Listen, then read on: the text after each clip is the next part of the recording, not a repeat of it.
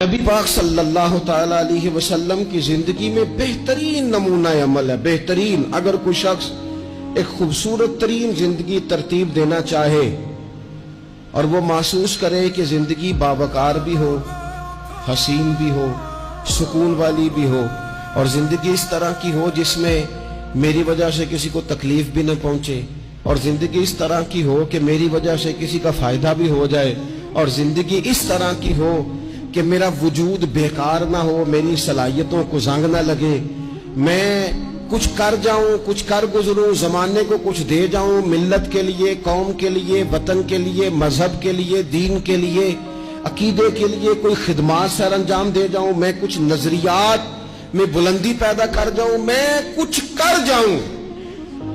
اگر کچھ چاہے کہ میں کچھ کر جاؤں تو لقد کان لکم فی رسول اللہ اسوۃ حسنہ، پھر اس کے لیے میرے نبی پاک کی زندگی ایک بہترین نمونہ ہے، بہترین نمونہ۔ ہم نہ جب کچھ کرنا بھی چاہتے ہیں نا تو تب بھی نہ اس میں پہلے اپنا آرام سائیڈ پہ کر لیتے ہیں، اپنا سکون سائیڈ پہ کر لیتے ہیں، اپنا کھانا پینا، اپنا نفع سائیڈ پہ کر لیتے ہیں، پہلے ساری چیزیں اپنی ذات کی اس میں سے مائنس کر کے پھر ہم کچھ کرنا چاہتے ہیں۔ تو ایسے تو نہیں نہ کچھ ہوتا، نہیں کرنا کچھ نہ پڑے، نام زیادہ ہو، خدمت کوئی بھی نہ ہو، نمبر پہلا ہو، ڈیوٹی کوئی بھی نہ ہو، اجر سب سے زیادہ ہو۔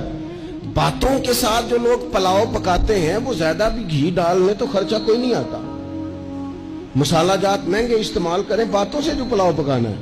اور اگر کسی نے عملاً آنا ہے تو پھر تو میرے بھائی یہ شہادت گاہ الفت میں قدم رکھنا ہے۔ لوگ آسان سمجھتے ہیں مسلمان ہونا۔ آپ تھوڑا سا اس آیہ مقدسہ کا پس منظر سمجھیں گے۔ یہ آیت نازل کب ہوئی؟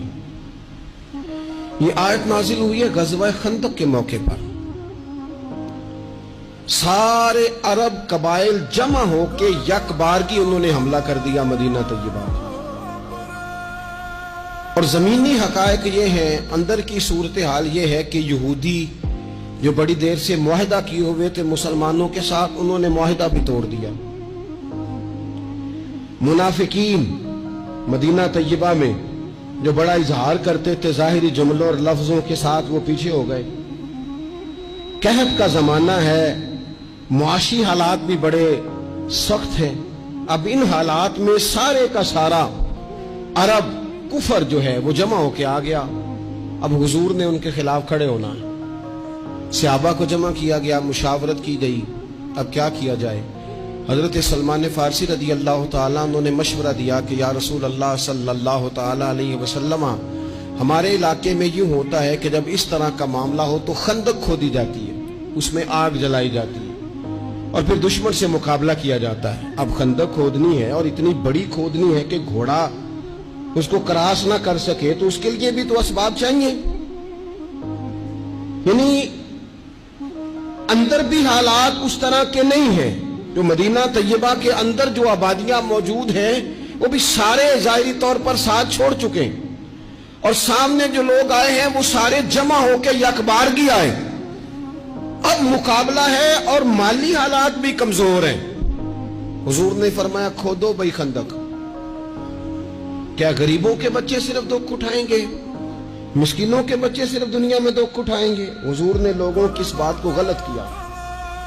جس طرح باقی لوگ خندق کھودنے میں مشغول تھے، اللہ کے رسول خود بھی مشغول ہو گئے۔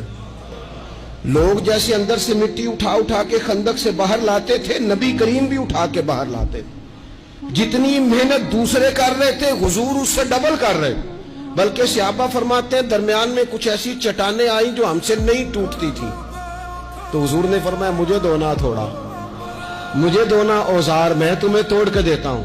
حضور نے باقاعدہ عملاً اس میں کام کیا۔ اور جب ہم نے کہا نا یا رسول اللہ ہم نے تو بھوک کی وجہ سے پیٹ پہ پتھر باندھے ہیں، تو حضور نے کپڑا ہٹا کے کہا تم نے اگر ایک باندھا ہے تو میں نے دو باندھے ہوئے ہیں۔ عملاً حضور نے حصہ لیا۔ ایک مہینہ پورا مدینہ طیبہ کا محاصرہ کیے رکھا کافروں نے، اور کڑاکے کی سردی، حالات اور طرح، ان سارے حالات میں یوں ڈٹ کے میرے رسول کریم نے مقابلہ کیا۔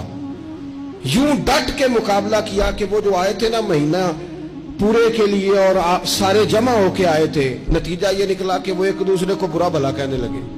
तू गद्दार है, दूसरा कबीला कहता तू गद्दार है, तूने कहा था जीत जाएंगे, तू हमें लेके आया था, तूने शरारत की थी।